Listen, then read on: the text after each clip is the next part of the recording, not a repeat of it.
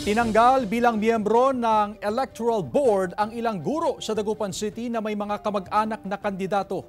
May ulat si Russell Simorio. Abala ang COMELEC sa hiring ng mga guro na magsisilbing Electoral Board para sa barangay at sangguniang kabataan election sa Dagupan City.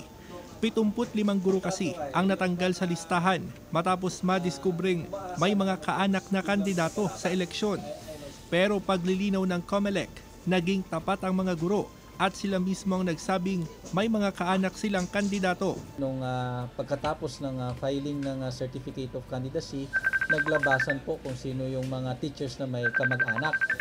So may disqualification po kasi sa mga teachers na magsiserve as EB.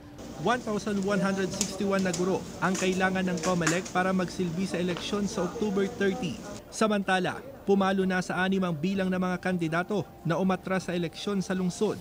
Hanggang 12 noon ng October 30, maaring mag-withdraw ang mga kandidato. So basically, ang main reason is hindi na nila kaya na mangampanya on a large scale sa barangay. Tapos yung iba, hindi rin buo yung loob, parang napilitan ng lumaban, kaya they decided to withdraw their candidacy. Nasa mahigit 300 na mga kandidato sa barangay at SK elections ang nakiisa sa isinagawang Interfaith Prayer Rally, Candidates Forum, and Peace Covenant Signing sa Nueva Ecija. Lumagda rin sila sa Pledge of Commitment at nagpakawala ng kulay puting lobo na tanda ng mapayapang eleksyon.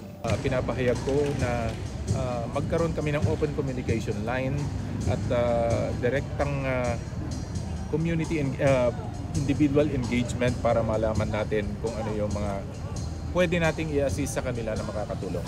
Russell Simorio, One North Central Luzon.